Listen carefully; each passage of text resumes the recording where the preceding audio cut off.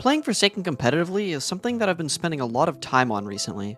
It was a new way to enjoy the game I love and helped keep the repetitive gameplay loop from getting stale. But over the course of a few months participating in the Roblox Forsaken League with cheaters infesting the leaderboards almost every day, the inconsistent rules, and poor management of the current tournament that's happening, And the coin flip is... It's heads. it's become clear to me that this league is sort of falling apart. I want to quickly say that I'm sure the owners of the RFL, the mods, and the players in the rule committee have good intentions and everyone truly wants what's best for the community, but I just think they haven't been prioritizing things properly. Now let's start by talking about the most important thing to get right for a competitive scene: rules. In every game that wants a healthy competitive scene, it's good to allow for the development of new strategies and tricks to one-up your opponents. It keeps the competitive side of the game fresh for the players and the viewers. But before you can even think about inventing new tech, you need to have a solid foundation of rules so you know where to draw the line of tech that is allowed and tech that isn't. Let me quickly tell you a little story about this magical bucket to help explain why this is so important. This bucket on Brandonworks has some very special properties that have made a few too many people very angry. If you didn't know, TAF can throw their subspace strip mine through narrow walls if they're close enough, which usually isn't too big of an inconvenience to the killer, but using this tech on the bucket allows you to place a trip mine in a place the killer can't hit without using a ranged ability. After showing off this tech in one of my videos, some people were labeling it as bug abuse and were saying that it shouldn't be allowed. So after seeing all the comments, I went to the third layer of hell that is the RFL general chat and pinged the rule committee to hopefully get confirmation on whether or not the bucket subspace is allowed. I was soon responded to by one of the league's owners, Soy, and was told it was not allowed to be used. So that's fine, I said I would stop using it and that was that. But it doesn't end there.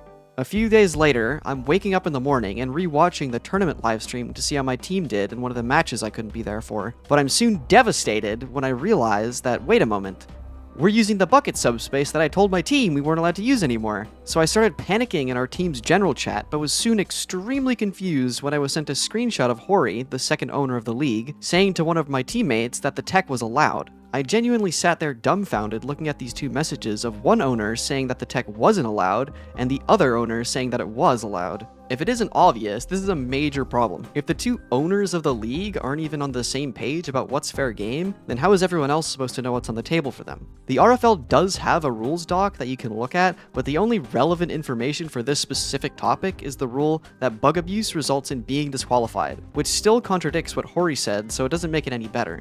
Without a concrete understanding of the things that are allowed and aren't allowed, it severely limits the ability for players to experiment with new techs they discover because they could or could not be at risk of getting disqualified. You don't really know until it happens to you. I will offer a solution to this, which I have seen being discussed a few times, but seems to have been pushed to the side. And that solution is to create a list of bugs that can be used and the ones that can't. So that way, new players that want to start playing competitively can have a comprehensive list that they can reference so that they aren't at risk of breaking any rules. This needs to happen eventually because currently the only way to find out if an individual tech is allowed is to ask someone on the rule committee directly. And even if you manage to get an answer that isn't completely false, you, the person who asked the question, are the only person that's been informed if it's allowed or not. That means if someone else is questioning that same tech, they have to ask the rule committee again. This will go on forever and only get worse as more time passes without a proper list of what's considered a tech and what's considered bug abuse. Alright, so the biggest thing going on in the comp community right now is the tournament, which is their biggest tourney they've had so far. They went from having 8 teams competing in Season 2 to a whopping 64 teams in Season 3, which is the one happening right now. This is mostly because the competitive scene has gotten much more coverage on social media in the past few months. So with all these new eyes on the community, you definitely would want to make sure that everything in the tournament live streams goes smoothly, right? Wait a minute, hold on, are they flipping a coin to decide who wins the match after a 20-minute delay? And the coin flip is... It's heads. This happened because the casters had to leave since one match took over an hour and 30 minutes. For reference, matches usually take around 30 minutes to complete. Now, I don't really blame the caster for needing to leave, but I feel like this could have been handled in a different way instead of just leaving who wins up to chance. The match didn't need to be streamed. The two teams could have just played out the last set on their own right away or at a different time. Also, there was an entire 8 minutes near the end of stream that was literally just complete silence with the occasional typing of a keyboard in the background.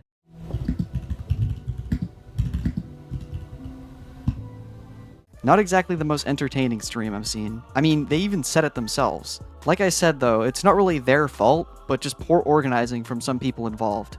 One of which was Hori. She was the one who was supposed to be there to manage the matches, but they just didn't show up for some reason. Not really the best look. Oh, and speaking of bad looks, let's talk more about Hori for a second. If you go on their channel and look at their live streams of the tournament, you will be able to see that their live chat replay is on for every stream except for one stream in particular. Now you might be wondering why that is. Well, lucky for me, I was actually there during that stream, but unfortunately I didn't get any screenshots because I didn't think Zeus was going to hide the live chat afterwards. So all I have is my memory, which I know isn't the most reliable thing, but I do remember a few important things that were said in chat. This is the stream where a certain returning character from my channel made an appearance in the stream's chat and had a few things to say. If you don't know who this is, you can go watch my other video on them if you want more detail, but I'll give you a quick rundown. Oofmane was the owner of a few teams that were banned in the RFL for racism and various other bad things, but it seems like he doesn't plan on leaving that easily because apparently he mentioned on that one stream that he is secretly running one or more teams that are currently competing in the RFL's tournament right now. Now you would think that after he revealed this information to Hori, she would maybe do something about it, because it would make sense that one of the most notorious people in the community that was banned for their unacceptable behavior would not be welcome back. Well, nope, it seems that all that happened was Hori swept it under the rug by turning off the chat replay and pretending it didn't happen. Now, I'm sure there is a chance that it was handled behind the scenes, but it doesn't seem very likely. I feel like Hori should have at least maybe said something instead of just hiding what happened. It just makes it all seem super shady when you do that. But anyway, since we're on the topic of bad people who shouldn't be involved in the community, let's talk about cheaters. Every game has cheaters, and Forsaken is definitely no different. I've been starting to see more and more cheaters sneak into the competitive server since I started playing. The first one I properly encountered was the cheater in my one video where we found out they were cheating in the middle of a scrim, but this isn't where most people cheat. It actually seems to be mostly in the 1v1 ladder that people cheat, and wow does it get bad. It's not that big of a deal if they get banned right away and don't end up affecting the leaderboard, but of course the RFL still messes this up. There have been several incidents involving cheaters, but the main one is the one cheater in the video I made whose name is Maria. This player of course has been banned now, so yippee, that's great and all, but how in the actual fuck did they manage to make it to 4th place on the leaderboard before they eventually got banned? That to me is just completely insane. There's no way that anyone should get that high in the leaderboard by cheating as blatantly as they were. In the video where my team caught her, we had never played against them before, and it only took one scrim for us to find it out. If we can't even ban the most blatant cheater before they reach 4th on the leaderboard, how can the mods be trusted to ban anyone who is even slightly less blatant? And this is only one cheater. I'm sure many more are still climbing the leaderboard and ruining the competitive integrity of the league right now as you're watching this video. Also, I think it's worth saying that it's definitely not unlikely that cheaters are also participating in the tournament as well, given that there is an actual prize pool this time. I have seen some suspicious footage from one of the tournament live streams before, so it's definitely a possibility.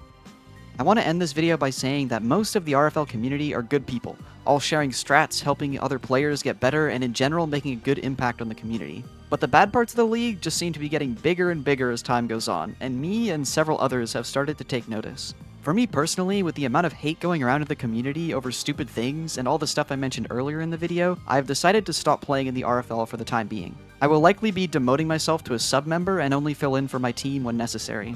Ever since I started playing in the RFL, it's been drama after drama, and it's become way too much, so I need to stop. It's had a massively negative effect on my mental health, and on top of many other things that I'm trying to figure out, it's become too much to deal with. Now this doesn't mean I will be quitting competitive Forsaken altogether. I will still be playing the game seriously, but I just won't be involved with the RFL that much anymore. I'll keep making videos for the time being, but I'm going to start making videos on some other games as well, because Forsaken has sort of been falling apart over the past month. I want to begin sharing some of my other passions with you aside from just Forsaken. Also, I plan to start streaming again soon. I remember how much you all like the streams I've done in the past, and I've been super eager to do more. It might be Forsaken streams or other games, I haven't quite decided yet. All the streams will be up on my YouTube channel, so remember to subscribe if you don't want to miss them. One last thing before the video ends, to the RFL community that is definitely watching the video right now, do not see this video as me hating on the league, because that is not what it is. I'm just pointing out the problems that need to be fixed if you want the league to be successful. Also, you definitely want to get your shit together if your next tournament is going to be sponsored by the Forsaken dev team, otherwise this will become a much bigger problem. But anyway, thanks for watching, and I will see you next time.